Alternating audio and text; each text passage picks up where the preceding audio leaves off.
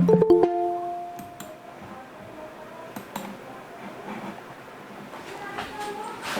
morning, students. Good morning, ma'am. Good morning. Good morning. As you know, our topic is running about the civil disobedient movement. This movement is started by Mahatma Gandhi.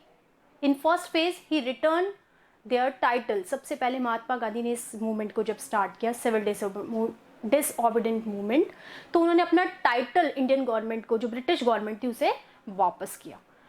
The civil disobedient movement ये था क्या? The Gandhi ji explain about this movement in his famous book Hind Swaraj.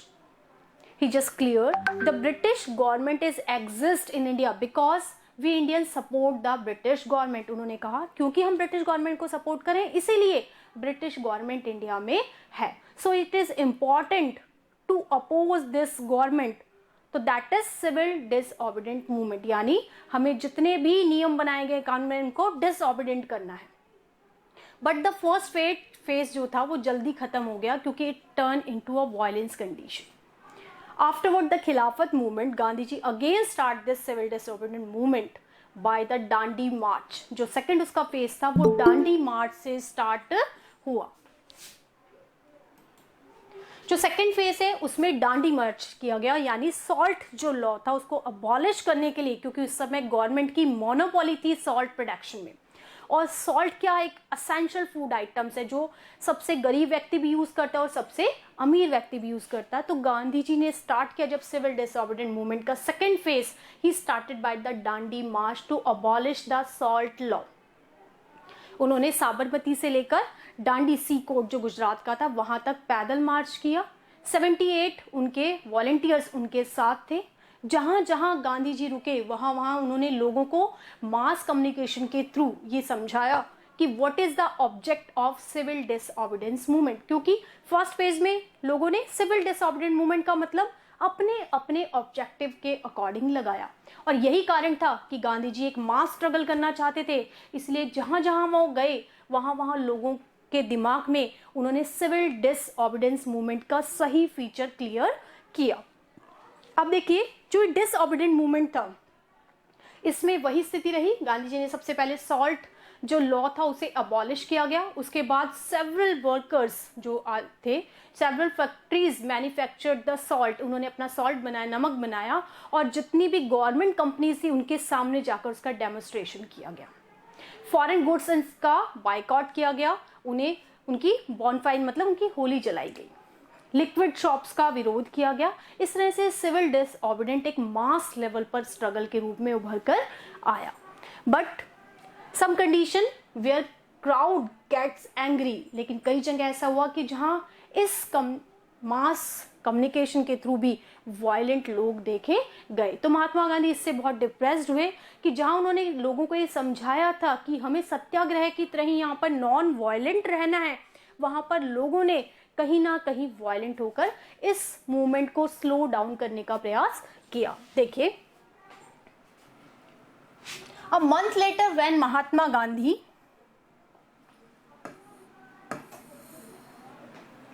himself was arrested, industrial worker in Sholapur attacked police post. ठीक है, violent कैसे हुआ कि जब महात्मा गांधी को इस सिविल डिसओबीडिएंट मूवमेंट के लिए अरेस्ट किया गया तब शोलापुर के जो वर्कर्स थे उन्होंने क्या किया, पुलिस स्टेशन पर अटैक किया, which is not according to Gandhian norms, जो गांधीयन नॉन वायलेंस पॉलिसी के बिल्कुल खिलाफ था. Municipal buildings, law courts and railway stations, all structures they symbolized British rule. A frightened government responding with a policy of brutal repression. तो जितने भी government के organisations थी उन सभी को नुकसान पहुंचाने की कोशिश की गई. ठीक है, और यही कारण था कि जो ब्रिटिश गवर्नमेंट थी उसने बहुत क्रूशियल डिसीजन वहां पर लिए. Peaceful satyagrahis were attacked, women children were beaten. उन्होंने उसका बदला कैसे लिया कि जो पीसफुल स्ट्रगल कर रहे थे वहां पर महिलाओं और बच्चों के साथ भी मिसबिहेव हुआ. And approximate 1 lakh people were भी अरेस्टेड. ऐसा माना जाता है कि इतनी बड़ी संख्या में लोग वहां पर अरेस्टेड किए गए. In such situation, Mahatma Gandhi once again to call off this decision, यानी जो डिसीजन उन्होंने फर्स्ट फेज लिया था उसे वापस लिया। क्यों लिया? वायलेंट होने के कारण। और यही कारण रहा कि जब सेकेंड फेज भी बहुत अच्छी कंडीशन में चल रहा था, लोगों के वायलेंट होने के कारण महात्मा गांधी को उस मूवमेंट को वापस लेना पड़ा। The movement and enter into a pact with Irwin. ठीक है, यहां पर गांधी इरविन पैक्ट हुआ 5 मार्च 1931 को, क्योंकि वायलेंट होने के कारण गांधी जी ने इस सिविल डिसओबीडिएंट मूवमेंट को कॉल ऑफ किया। By this pact Gandhi ji consultant to participate in round table conference.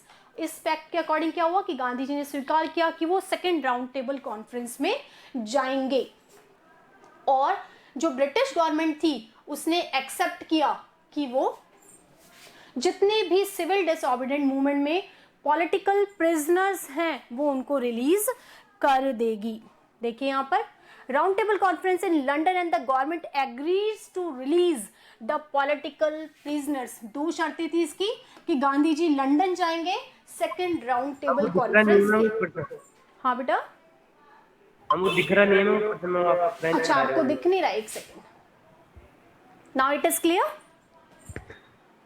Yes ma'am. Okay, तो इस जो गांधी इरविन पैक्ट हुआ उसके दो शर्तें थी। सबसे पहला, Gandhi will participate in the second round table conference in London, and the second thing, the political prisoners who just arrested during the civil disobedient movement they will be get free, कि उन्हें free छोड़ दिया जाएगा, उन्हें release कर दिया जाएगा जो पॉलिटिकल लीडर्स को अरेस्ट किया गया था। In December 1931 Gandhi ji went to London for the conference, और गांधी जी कॉन्फ्रेंस के लिए गए भी, but the negotiation broke down and he return disappointed. लेकिन जो समझौता वो सोच रहे थे, जो 11 पॉइंट्स उन्होंने दिए थे, जो डिस्कशन उन्होंने इरविन के साथ किया था, वो वहां से सेटिस्फाइड नहीं हुए। जैसे सॉल्ट लॉ था वो अबॉलिश नहीं किया गया, तो गांधी जी वहां से नाराज होकर आ गए। Back in India he discovered that the government has begin a new cycle of repression. जब वो इंडिया आए तो उन्होंने देखा कि सुधार की जरूरत तो है ही नहीं, बल्कि गवर्नमेंट का जो शोषण है वो और ज्यादा बढ़ गया। Ghaffar Khan and Jawaharlal Nehru were in jail. दोनों को क्या कर लिया गया? गिरफ्तार किया गया। The Congress had been declared as illegal organisation, और कांग्रेस को इलीगल ऑर्गेनाइजेशन के रूप में डिक्लेयर किया गया। And a series of measures had been imposed to prevent meetings, demonstrations and boycott. और एक लॉ और एक एक्ट बनाया गया जिससे कोई ना तो मीटिंग ले सकता था, ना कोई ऑर्गेनाइजेशन फॉर्म कर सकता था, और किसी तरह का कोई बायकॉट नहीं होगा। With the great depression Mahatma Gandhi relaunched the civil disobedient movement, और यही कारण था कि बहुत ज्यादा प्रेशर के कारण महात्मा गांधी को जो सिविल डिसओबीडिएंट मूवमेंट उन्होंने कॉल ऑफ कर लिया था वायलेंस के कारण, उसे उन्हें वापस शुरू करना पड़ा। For a year, the movement continued, but in 1934 it lost its momentum. लेकिन ये मूवमेंट लगभग 3 से 4 साल चला, लेकिन धीरे धीरे जो इसका मकसद था, इस मूवमेंट का जो तरीका था गवर्नमेंट का विरोध करने का, वो धीरे धीरे कहीं स्प्रेड आउट हो गया। Now we are talking about the how participants saw this movement, यानी यही हम डिस्कशन कर रहे थे कि Gandhi ji start a beautiful idea to mass communication, but people not just measures their objective in a different way।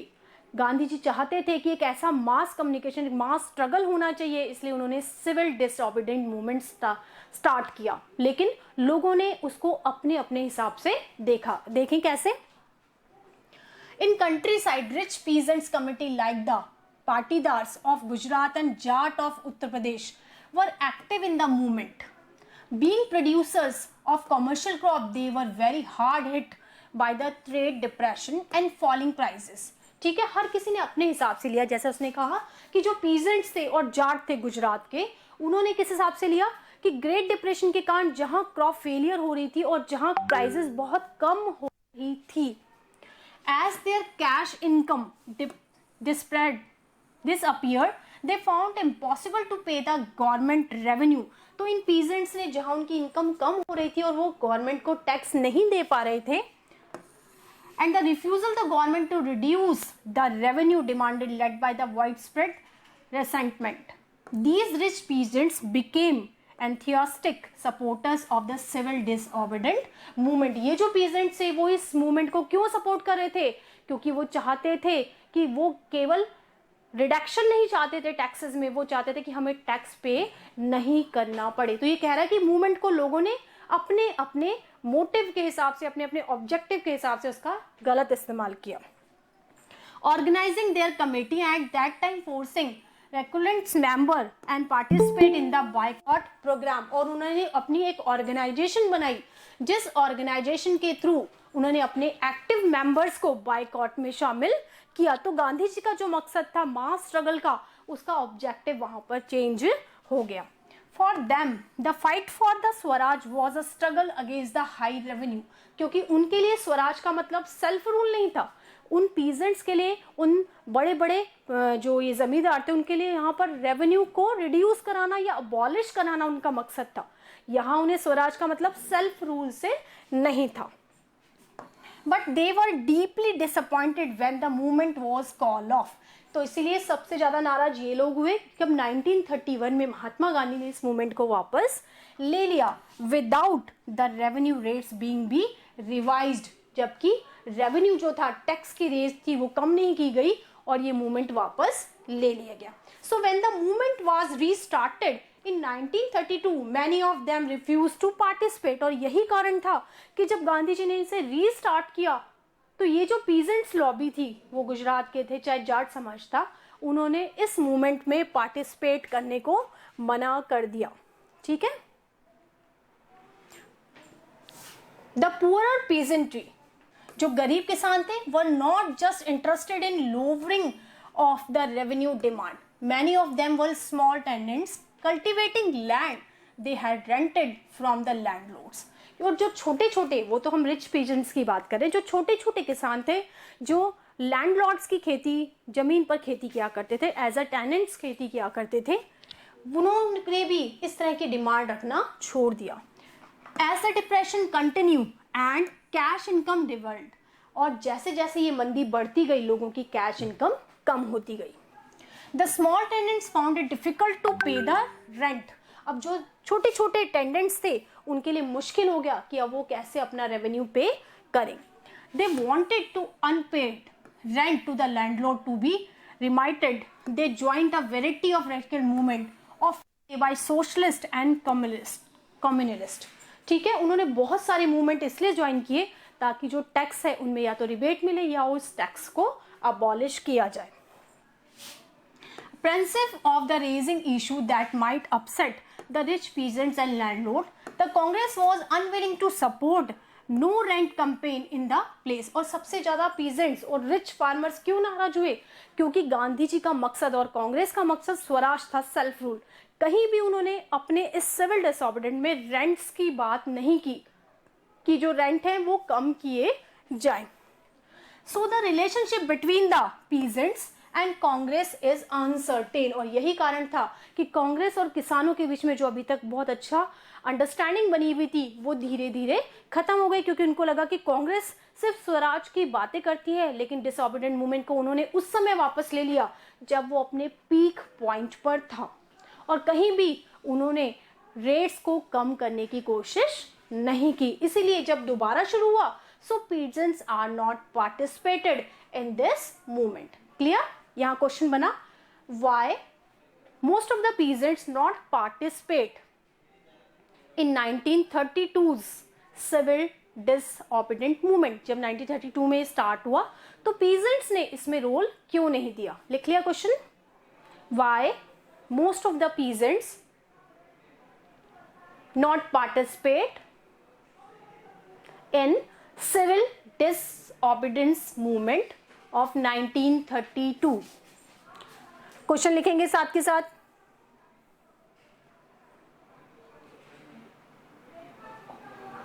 Question लिख लिया? Yes ma'am. Okay, ये तो बात हुई पीजेंट्स की कि पीजेंट्स ने इस मूवमेंट को कैसे देखा। उन्होंने स्वराज का मतलब निकाला to reduce the revenue taxes. अब हम बात करते हैं हाउ बिजनेसमैन रिएक्टेड, कि बिजनेसमैन ने कैसे रिएक्ट किया।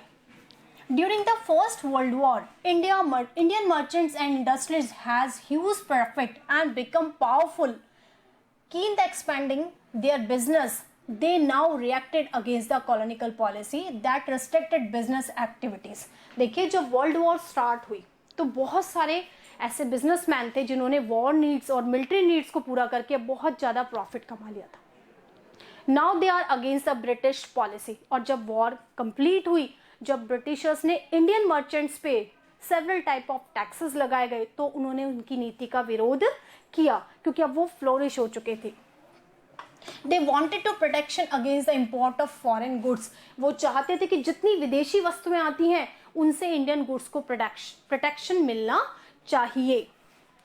And a rupees settling foreign exchange ratio would be discourage import. To organise business interest they form the Indian industrial and commercial Congress in 1920. और यही कारण था कि इन बिजनेसमैन ने, इंडस्ट्रियलिस्ट ने एक नया ऑर्गेनाइजेशन बनाया जिसे हम कहते हैं इंडियन इंडस्ट्रियल एंड कॉमर्शियल और कांग्रेस. 1920 में इन्होंने फॉर्म की. The federation of the Indian chamber of commerce and industries, full form देखेंगे FICCI, that is federation of the Indian chamber of commerce and industries. In 1927 led by the prominent industrialist. ये कौन थे? एक group था industrialist का उस समय जो फेमस थे, that is Purushottam Das Thakurdas and GD Birla. The industrial attack the colonial control over the Indian economy and supported the civil disobedient movement. ये वो इंडस्ट्रियलिस्ट थे जिन्होंने अपनी ऑर्गेनाइजेशन बनाई और सिविल डिसऑर्डरेंस मूवमेंट को सपोर्ट किया, क्योंकि जो पॉलिसीज कॉलोनियल रूल में चल रही थी इकोनॉमी को डाउन करने की, वो उसके खिलाफ थे. They gave financial assistance and refuse to buy and sell imported goods. और उन्होंने क्या किया? ना केवल सपोर्ट किया बल्कि उन्होंने पैसों के रूप में भी स्ट्रगल को मदद की, फाइनेंस के रूप में. और दूसरा, जितनी इंपोर्टेड गुड्स थी विदेशों से आती थी, उनको बेचने और खरीदने के जो वर्किंग थी उससे अपने आप को बाइकआउट किया. Most businessmen came to see Swaraj as the time when the colonial restrictions on business would no longer exist and trade and industry would flourish without any constraint. तो मर्चेंट्स और industries ने क्या माना कि स्वराज का मतलब क्या है कि एक ऐसा समय आएगा जब इंडस्ट्रीज फ्लोरिश करेंगी, उन पे किसी तरह का कोई टैक्स बर्डन नहीं होगा. After the failure of the round table congress, लेकिन जब Gandhi ji round table conference में फेल रहे, तब यही business groups, failure of the round table conference, business groups were no longer confirm uniformly enthusiastic. They were apprehensive of the spread of military activity and worried about the prolonged disruption of business as well as the growing influence of the socialism amongst the youngest member of the Congress. तो जब round table conference, उन्हें लगा था कि Gandhi ji round table conference में जाएंगे और शायद थोड़ी बहुत स्वराज के मामले में उन्हें छूट मिलेगी, लेकिन जब गांधी जी वहां से लौट कर आए और राउंड टेबल कांग्रेस जो कॉन्फ्रेंस थी वो सक्सेसफुल नहीं रही, तो इंडस्ट्रियलिस्ट ने सोचा कि इस तरह से तो हमारी हार्डशिप कंप्लीट नहीं होगी. The industrial working classes did not participate in the civil disobedient movement in large number except the Nagpur region. और यही कारण था कि जिस तरह से पीजेंट्स ने इसके थर्ड फेज में कंट्रीब्यूट नहीं किया इन 1932 में, ठीक इस तरह से after the round table conference इन्होंने भी उस मूवमेंट में, सिविल डिसऑबीडिएंट मूवमेंट में पार्टिसिपेट करना बंद कर दिया. सिर्फ नागपुर इसमें इन्वॉल्व था. Industries came closer to the Congress, workers stayed aloof, but despite of that some workers did participate in the civil disobedient movement, selectively adopting some of the ideas of Mahatma Gandhi's program like the boycott of foreign goods as a part of on movement against the low wages and poor working condition. ठीक है, और यही कारण था कि नागपुर के workers ने इसमें पार्टिसिपेट किया, लेकिन उनका भी क्या मकसद था कि जो उनकी वेजेस हैं उनको बढ़ाया जाए, वर्किंग की कंडीशन में इम्प्रूव किया जाए. और यही कारण था, इन्हीं ऑब्जेक्टिव के कारण ही उन्होंने सिविल डिसऑबीडिएंट में पार्टिसिपेट किया. There was strikes by the railway workers. कैसे किया कि रेलवे के वर्कर्स ने वहां पर स्ट्राइक की इन 1930 एंड डॉक वर्कर्स इन 1932, जो शिप्स पे काम करते थे, उन्होंने भी वहां पर स्ट्राइक की। इन 1930 थाउजेंड ऑफ वर्कर इन छोटा Nagpur 10 miles wore Gandhi's cap and participate the protest rallies and boycott the campaigns. Boycott campaigns. तो जो वर्कर्स थे, नागपुर के वर्कर्स थे स्पेशली, चाहे वो रेलवे वर्कर थे, चाहे डॉक पे काम करने वाले थे, उन सभी ने भी क्या किया, बायकॉट किया फॉरेन गुड्स का, और रैलीज और कैंपेन जितनी हुई उन सब में हिस्सा लिया। But the Congress was reluctant to include the workers demand as a part of his programme to struggle. लेकिन कांग्रेस ने कहीं भी अपने स्ट्रगल प्रोग्राम में इन वर्कर्स की डिमांड को वेटेज नहीं दी।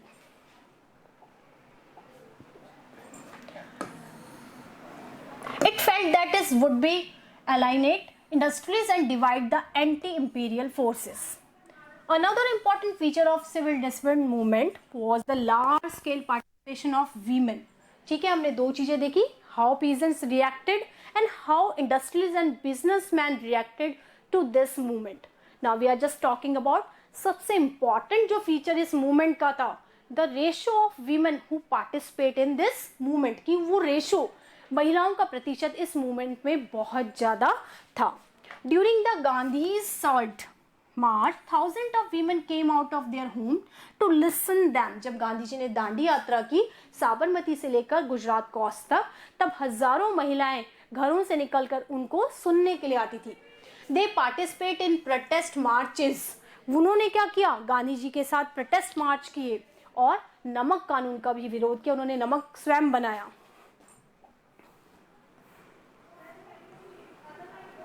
They picked foreign clothes and liquor shop. उन्होंने जितने भी फॉरेन क्लोथ्स थे उसका विरोध किया और शराब की दुकानों का भी विरोध किया। Many went to jail. उनमें से कई तो जेल भी गई। In urban areas, these women were from high caste families. और जो शहरों में थी, कई महिलाएं तो बहुत अच्छे घरानों से बिलोंग करती थी। In rural areas, they came from the rich peasants' household. अगर हम ग्रामीण क्षेत्रों की बात करें तो वहां भी वो बहुत बड़े जो किसान घराने होते थे उनसे जुड़ी हुई थी।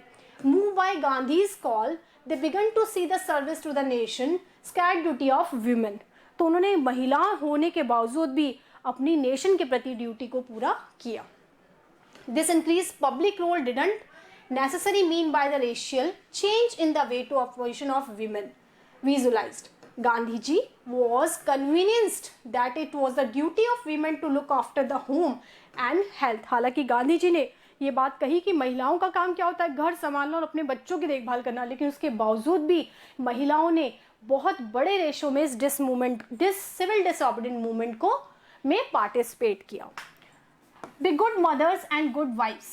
And for a long time the Congress was reluctant to allow women to hold any position of authority within the organisation. और यही कारण था क्योंकि महिलाओं का फैमिली बैकग्राउंड सबसे ज्यादा इंपॉर्टेंट माना जाता है कि उनके फैमिली के प्रति सर्विस होती है। यही कारण है कि कांग्रेस ने एक लंबे समय तक महिलाओं को कोई पोजीशन नहीं दी कांग्रेस में। It was keep only their symbol presence. लेकिन महिलाओं ने अपना वहां पर भी वर्चस्व रखा। यहां तक क्लियर हो गया?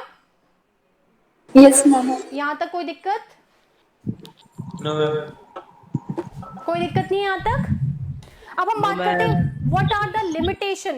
इस सिविल डिसऑबीडियंट मूवमेंट की क्या कमियां थी, क्या limitation, why this movement get failed, why it is call off many times. ऐसा क्यों हुआ कि 3 बार गांधी जी ने मूवमेंट स्टार्ट किया और उन्हें वापस लेना पड़ा? तो क्या इस मूवमेंट की कमियां थी? देखिए यहाँ पर सबसे पहला, not all social group were move by abstract concept of Swaraj. सबसे बड़ी जो इसकी कमी थी कि सभी सोशल ग्रुप्स वहां पर एक साथ, जो मास कम्युनिकेशन या मास स्ट्रगल की बात गांधी जी ने की थी, वहां पर सारे जितने भी क्लासेस थे या जितने भी सोशल ग्रुप थे वो एक साथ खड़े नहीं हुए। So this is the first failure why this movement call off कि all the social group not equally participate in this movement. तो पहला कारण हो गया। Second, one such group was nations untouchable. एक ग्रुप ऐसा था जिसे हम नीची जात का कहा जाते थे, जिन्हें अनटचेबल, हरिजन, जिन्हें हाथ नहीं लगाया जाता था। Who formed around 1930 have begun call themselves Dalit and oppressed, ठीक है, उन्होंने अपने आप को दलित की कैटेगरी में रखा. Long the Congress had ignored the Dalit for the fear of freeing the सनातन्स. क्यों? कांग्रेस ने बहुत समय तक इन दलित ऑप्रेसिव्स को सपोर्ट नहीं किया क्योंकि वो अपर कास्ट से के विरोध से डरते थे. The conservatives high cast Hindu, क्योंकि हिंदू उनका कांग्रेस का विरोध करते. But Mahatma Gandhi declared that Swaraj would not become for 100 years if untouchability was eliminated. Not eliminated, he called the untouchable as Harijan. और गांधी जी वॉज द फर्स्ट पर्सन जिन्होंने ये बात कही. ऐसे तो हजारों सालों तक हम आज़ादी नहीं ले पाएंगे, स्वराज नहीं ले पाएंगे, अगर हमने इन अनटचेबल पीपल्स का सपोर्ट नहीं किया. तो उन्होंने गांधी जी ने अनटचेबल की जगह क्या कहा? हरिजन, यानी भगवान के बंदे. ठीक है, हरिजन मतलब भगवान के बंदे.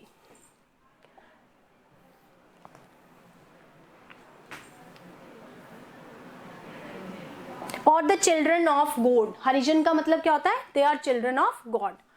Organise satyagraha to secure them entry into the temples and express public wells, tanks, road and school. क्योंकि उस समय जो अनटचेबल पीपल थे, ना तो वो मंदिर जा सकते थे, ना स्कूल में उनकी एंट्री होती थी, और ना ही वो पब्लिक वेल जो कुआं होता था उसमें से पानी ले सकते थे. आप एक प्रोग्राम आ रहा है अभी इस समय, भीमराव अम्बेडकर, देखते हैं टीवी पर? Yes ma'am. है ना, उसमें ये सब दिखाया गया कि how untouchable discriminated on that time, कि उस समय अनटचेबल पीपल्स के साथ कितना मिसबिहेव होता था. तो गांधी जी ने एक कैंपेन शुरू की जहां पर ये कहा गया कि इन अनटचेबल पीपल्स को भी मंदिर में जाने का अधिकार है, इनको भी जो हमारा कॉमन वेल एरिया है वहां से पानी लेने का अधिकार है. He himself cleaned the toilets, और even then गांधी जी ने इन अनटचेबल पीपल्स को रेस्पेक्ट देने के लिए क्या कहा कि हम अपने टॉयलेट्स क्या करने चाहिए? खुद साफ करने चाहिए. और महात्मा गांधी खुद अपने टॉयलेट साफ करते थे. Workers of Bhangi and persuaded upper caste to change their heart and give up the sin of untouchability. उन्होंने कहा कि जो अपर कास्ट है उन्हें क्या करना चाहिए? अनटचेबिलिटी को एक बुरी चीज सोचकर त्याग देना चाहिए. But many Dalit later were keen on the different political solution of the problem of community. They began organizing themselves, demanding reserved seat in the education institution, separate electoral to choose the Dalit member to legislative council. और यही कारण था कि जब untouchable peoples को support नहीं मिला तो उन्होंने किस चीज की डिमांड की गई? उनके डिमांड की गई कि उन्हें एक सेपरेट वेटेज दिया जाए काउंसिल इलेक्शन में, उनका इलेक्ट्रॉल एक निर्वाचन क्षेत्र अलग से होना चाहिए. Political empowerment were believed were resolve the problem of their social डिसएबिलिटीज, क्योंकि उनको मानना था कि अगर पॉलिटिकल लीडर्स उनके मेंबर्स चुने जाएंगे तो ये जो उनके साथ मिसबिहेव होता है वो धीरे धीरे कम हो जाएगा. Dalit participate in the civil disobedient movement was therefore limited, participated Maharashtra and Nagpur region where their organisation was quite strong. तो यही कारण था कि जो दलित थे, डिस्क्रिमिनेटेड थे, इसलिए उन्होंने इस सिविल डिसऑबीडिएंट मूवमेंट में ज्यादा योगदान नहीं दिया. Doctor Bhimrao Ambedkar who organised the Dalits into the depressed class association in 1930. और यही कारण था कि भीमराव अंबेडकर ने इन दलित्स को ऑर्गेनाइज किया और एक एसोसिएशन बनाई, that is depressed class association in 1930.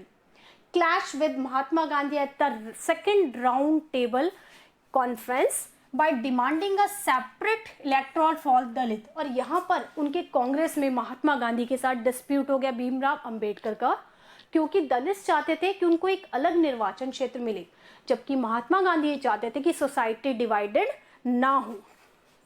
When the British government consented Ambedkar's demand, और जब ब्रिटिश गवर्नमेंट तो डिवाइड और रूल चाहती थी तो उन्होंने अंबेडकर की डिमांड को एक्सेप्ट किया. Gandhi began to a fast on to death, और महात्मा गांधी ने इस चीज का विरोध किया कि अलग से सेपरेट इलेक्ट्रॉल नहीं होना चाहिए. He believed that separate electorates for Dalit would slow down the process of their integration into the society, क्योंकि इस तरह से उनका अगर अलग से सेपरेट इलेक्टोरेट होगा तो धीरे धीरे वो सोसाइटी में मिक्स नहीं हो पाएंगे. Ambedkar ultimately accepted Gandhi's position and the result was Poona pact, और यही कारण हुआ कि पूना पैक्ट हुआ 1932 में। It gave the depressed class known as the scheduled caste, इस समय जो डिप्रेस क्लास थी, अनटचेबल पीपल था, उन्हें शेड्यूल्ड कास्ट के नाम से जाना गया। And reserve seat in provincial and central legislative council, और उन्हें रिजर्व सीट वहां पर दी गई। But they were be voted by the general electorate, लेकिन उन्हें सेपरेट इलेक्टोरेट नहीं होगा, वो एक ही वोट एरिया से वोट देंगे। The Dalit movement however continue to oppressive to the of the Congress lead the nation movement, तो इस तरह से जो दलित मूवमेंट था उसे कांग्रेस ने एक नया रूप दिया, किसके थ्रू? पूना पैक्ट के थ्रू। क्लियर? यहां तक समझ में आ गया? ठीक है, तो Yes, ma'am. यहां क्वेश्चन लिखिए, what is Poona pact? What is Poona pact? How Gandhi ji just safeguard the society, division of society. What is Pune Pact? How Gandhiji saved the society by division in this pact, कि गांधी जी ने society को division होने से कैसे रोक लिया इस पैक्ट के through.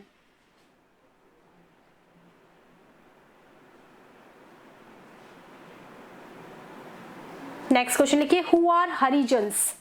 Who are Harijans?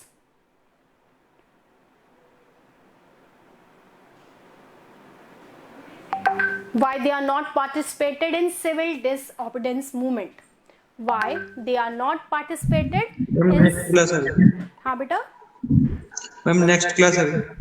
Okay, ये क्वेश्चन तो लिख लो, why do not participate in civil disobedient movement? Okay, Yes, ma'am. okay, have a nice day, thank you.